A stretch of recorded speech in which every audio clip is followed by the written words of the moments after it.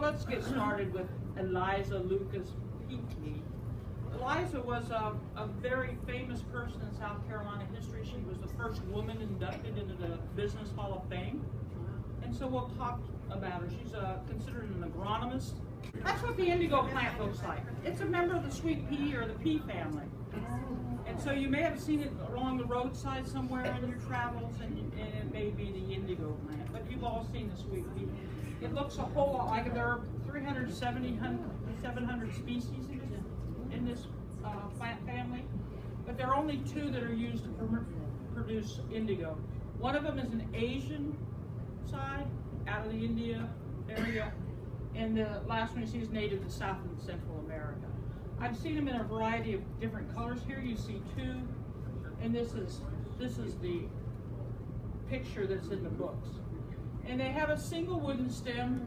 It comes up like this, and dark green leaves. Often the leaf is a very interesting leaf, oval, and it has a really, it looks like a sweet pea. It can grow from 2 to 6 feet in height. There's a lady who's particularly interested in what it looked like and what it is. Is that satisfactory for you? Or? Yes. Okay. Now, indigo has been around for a long, long time. Since the uses that we've seen is from King Tut's tomb. So we're looking at 5,000 years old. You see they saw it in Thebes. It was first mentioned in Herodotus, or Herodotus, I'm not sure, not being a Greek scholar, in the writings. And then the Romans used it often to make ink. And if you look at indicum, the word actually came because it was from India. So it was named after being from India, and so they called ink indicum at that time. If you look at a lot of the spices and a lot of the different things that came out of Asia, it seems like the first use of them was medicine. So they see something unusual and they use it. Now, they also use it to dye fabric, but indigo is not a dye in that in being absorbed into the fabric. It actually lays on top of the fabric. Think of it more like a clay, and you'll have a better idea of what indigo is. They used it, as you can see here in this particular Egyptian panel, they would use it in the panels as dye. It's also fairly waterproof, and you'd see that they would use it in ships, and the women would use it in the cosmetics if you wanted to have blue eyes, or if you remember the Mel Gibson movie with Ireland or Scotland, and they had all the blue on it. It's the same sort of thing. Now, it was considered a spice, and the last class I taught was trying to figure out why you'd call it a spice. But a lot of the things that I would think of like dry goods then became a spice merchant would handle them. And it was actually more valuable than most spices. At one time, cloves were more valuable than gold pound for pound. And when indigo came along, it was more valuable than cloves. So it was really well worth trading. And here you see an indigo blue. Most began trading across the top of Africa along the spice and the silk routes. But it really only became commercial, like everything else, when the Portuguese managed to get around Africa and open up the Indian trade. I think that if you really want some interesting information about all of the trade in Asia and that, you read the Travels of Marco Polo, and it will help you understand a little bit more. Actually, Marco Polo stayed in China 17 years. I always thought he just went there and came back, but he was there for 17 years. So let's talk a little bit about the trade value. You're a merchant, put your mind as a merchant. The Portuguese began trading, and 20% of their cargo was devoted to indigo. And you see these little things here? That's essentially the way it was shipped. It would look like that. We'll see some other ones. Sometimes it was 75% of all the spices that was made up. And as we talk about it, it was more valuable than cloves. So your country, like France or Britain, and you say, oh, there's a good product that I want to go out and get some. So it was really what the British Indies Company was very excited about doing, and they were in India, and they owned India after a while, And so calico, saltpeter, and sugar followed the indigo trade. By that I mean in percentages of value. Sometimes you can get 400% increase on your cargo. So you bought it in India for $100, and then 400 times that, is that 40,000? Lots of money. Yes, ma'am. How was that product? Was it blossoms that they sent, or did they diffuse it and send a liquid? What? No, it wasn't the liquid. I have a picture in a moment. Okay, I'm sorry. And we'll see it. No, that's okay. If I don't see it and it doesn't satisfy you, let me know. Okay. This is, the indigo is real easy to grow. It's just like any pea family, it just goes everywhere. But the whole problem is really in the processing it. And we frequently, as we travel, look at something and say, who was the first person to eat that bulb and didn't die from it? Well, I don't know how they did it with indigo, but it's really a three-step process I'll talk to you about. This is Mohenjo-Daro. It's a model of the indigo factory, and we're looking at 2,600 BC. So roughly 4,000 years ago, they were manufacturing indigo. Mohenjo-Daro was really Indian Pakistani. It was sort of there on the border where it changed hands later on when the colonies sort of divided. And it was really a center of civilization. So, step one. You take the dye from the leaves and the stems, and then you put them in vats, and you put a weight on them, and they start to ferment. It's a fermentation process, and the water starts boiling and so on and so forth. And so after a while, like 18 hours, they then drain off the water, and they take the sludge, essentially, which they say here, a violet or a garter blue color, and there's sort of grains left over. So the next step then is you, like grapes, you get in there with your feet or some other way and mash it up, trying to separate all of that. And they do that in a second tub. Then they go through the similar process. They take the liquor off again. We're not using the liquor, we're using the grains or the seeds that are left over. It's like little clay balls is the way I like to think of it, that they're loosening from that. So then they remove that. So this is the third tub. And so they put it in vessels to dry. And it's Gentry is the last name, right? No, you're not the Gentry. You're the Gentrys. The lady from Maine who asked the question, I'm sorry, I forgot your name at this point. These are the way that ship. You see these little blocks? They would lay it out in the sun just like you would do an adobe block. And that's the way they shipped it. Or they might ship it in this powder, but most often it was shipped in a square like that. Now, the interesting thing about it is what is the proportion of plants that you have to the product. And if you see here on the bottom line, 100 pounds of all that plant material only produces 4 ounces of indigo. So huge labor-intensive kind of process. So essentially what we were saying is that the trade came from the India area and came around and wound up after 1600 in the United States. And it was really started mostly in the Caribbean before it came to the United States, as was most of our products. So it's a major trade item for the Dutch. I mean, you can imagine if you have a 400% profit. Dutch and English are very much interested in getting that. There were some wars that were done in Europe over indigo. The Germans would not allow, there was a substitute plant that produced a blue dye that wasn't as good quality, but the Germans would not let any dyers. You could get, and I think Turkey also, you could get your head cut off if you used indigo. That's how much it was trying to be protected. So they didn't have enough in India. They said, oh, we have this new world. We're going to start doing that. So in the New World, it was known amongst the Aztecs and the Incas, that different plant where we saw it was from Central America and South America. And it was grown, as you can see, in Honduras and Pacific and Central. Some of the Europeans started it there. But eventually, the colony of San Domingo became the biggest producer of indigo.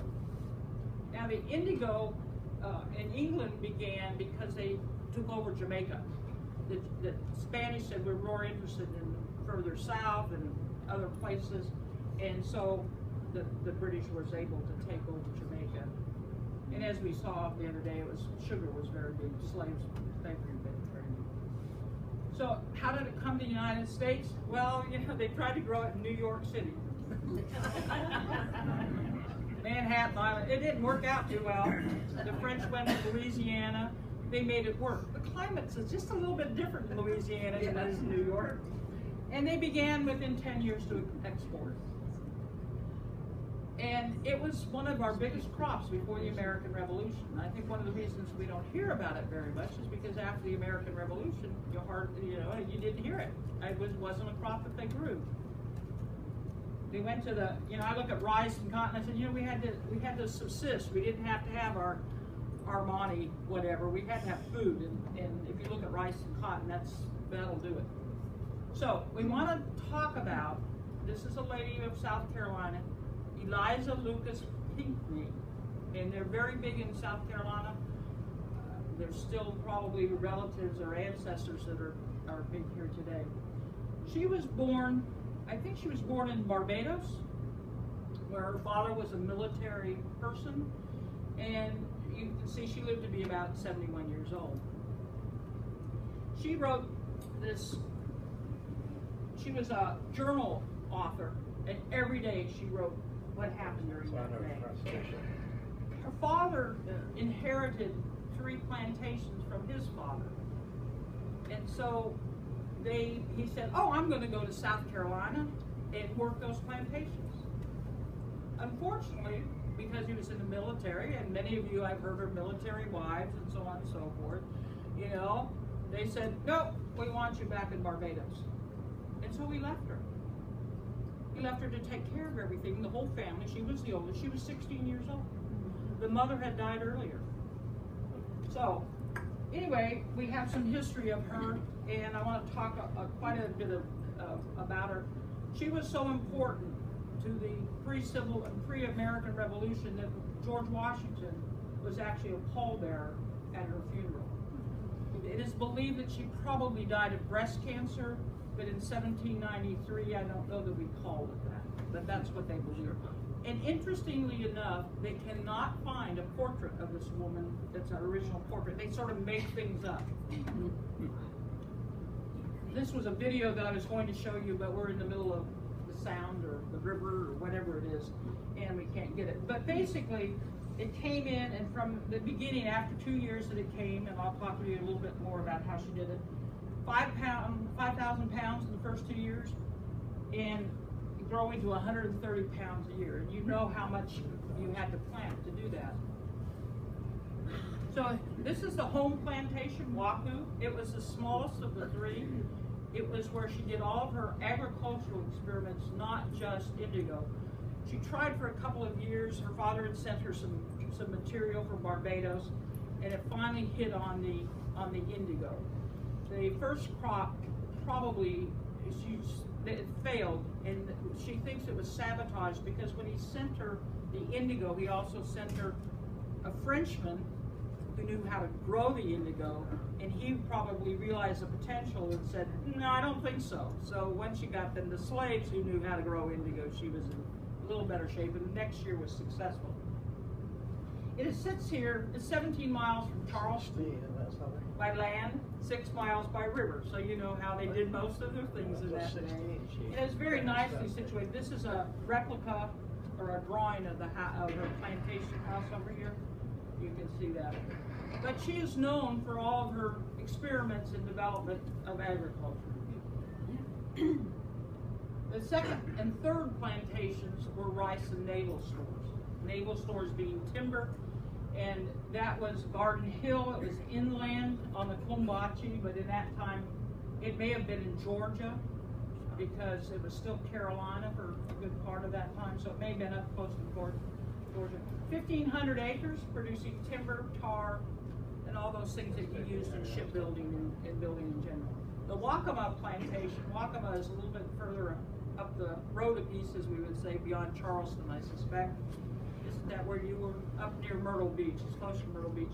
3,000 acres. So if we look at this time, you're 16-year-old, you have close to 6,000 acres of plantation that you are in charge of. So you have some overseers, you run the household staff, and oh, by the way, you have younger siblings that you have to watch out after, and so on and so forth. So she became very friendly with the neighbor, and the neighbors were the Pinckneys. She was still Lucas at this time. And Pinckney's wife was sickly, and so she used to visit, and the wife said, when I die, you marry Eliza. And he agreed to it.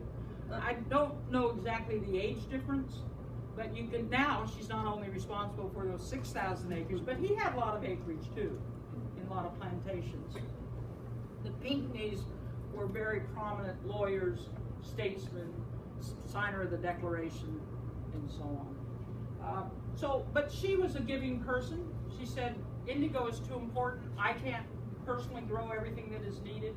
She took her 1744 crop seeds and passed them out. I don't believe she even sold them. She passed them out to all the other plantation runners and planters, I guess I should say. So she proved that plantations and the crops could be very important to the revolution in an extremely competitive market. Now, we saw this map before if you were here for the rice part of the presentation. This was the rice, if you remember, there's Charleston, here's Savannah. This is indigo. So covered a whole area, and you can see why it was so important, because at those prices, they were making quite a bit of money. Now, today we know indigo mostly in our blue jeans, or if you grow up on the West Coast, you call them Levi's. It doesn't matter if they're Wranglers, doesn't matter if they're Rustlers, they're Levi's. And so when Levi and Strauss were first trying to, or his partner were trying to put together the firm, the partner, who was the tailor, wanted to use white canvas. They're a canvas. And Mr. Levi said, no, we're wanting blue. You're going to work in the gold mines, gold fields. I mean, I don't know about you, but I can't wear white pants. And I had a discussion with somebody else, and I'll see this lady's wearing white sweater. Mine would have been dirty. I didn't have white sweaters. My sister's perfect. No white. I mean, white sweaters, white pants, no problem. I have to change every half hour. But so if I were in the gold rush area, I'd want something dark. And also because it's indigo, it's waterproof. So I'm going out there in the streams and that with indigo colored pants. Now, indigo sits like a clay on the fibers. And you know how if you have 501 jeans or something like that, they're worn in spots and they turn white. Well, you're rubbing the clay off. And that's why, because when you have a fabric that's dyed, it's throughout it. But indigo sits on top of it. So how important is it? How important are jeans? If you look at the last thing, I don't know who buys that many pairs of pants, but we sell on an average in year 450 million pairs of jeans in the U.S. alone, and the global market is expected to be $56 billion by 2018. It's wonderful to see, refugee pictures or whatever in some remote place, and they're wearing what I would say Levi's at their jeans. Now, in about 1830s to 60s, somewhere in there, they developed an artificial indigo blue color. The person who did it was Bayer of Bayer aspirins. And because this was so valuable, he did a lot of chemical experiments. His family were pharmacists, and a lot of pharmaceutical experiments. And they believe that many of the experiments they tried were actually advanced chemistry, the field of chemistry. And he developed that. And since then, the only people that really grow indigo in the United States are those who are interested in natural dyes for their yarns and stuff like that. And you can make it. They'll show you how to grow it, how to put it in a 5-gallon bucket and stomp on it, or have on it, and so on. So that's indigo in a very short version. Are there any questions about indigo or any of the other academic topics we've covered in the last few days? A couple of books might be worth reading. Indigo, Egyptian Mummies to Blue Jeans. This is the letters, edited by, I think, a granddaughter. Detailed journalist, and it was perfect as a research scientist. I tried this, it didn't work. We did this, we grew it for this length of time, it didn't work. So, very valuable diaries. I'm sorry, the rule of thumb is I should have waited, I think, 20 seconds when I asked the question if anybody had any questions. Any questions? Yeah. Yes, sir. Val, you mentioned a couple of minutes ago about Levi Strauss or blue jeans or whatever we call them, pant or clothing. They do or they don't use indigo. I would think they'd switch to dyes. They switched to the artificial dye, yes. I mean, it would seem to me to be awfully. If you look at the years, let's see if I can go back. If you look at the years, this is 1873 Right. when they started, and like I said, the Bayer artificial dye was maybe 30s to 60s. At the moment, I can't quite remember. So we had a short period of time in there where there was only true indigo. And so I suspect the very first jeans came out of the true indigo, the true blue. And it had such prestige that a lot of the military uniforms and police uniforms are blue, that deep blue. And that's one of the things I read said why. But I would suspect, things take a while to get from one continent to the other. So I would guess roughly maybe by 1890 they were probably going to the artificial. I know certainly by what we wear, even though it's the coating that was real critical. You can dye anything blue, sort of, but it's that waterproofing in the coating.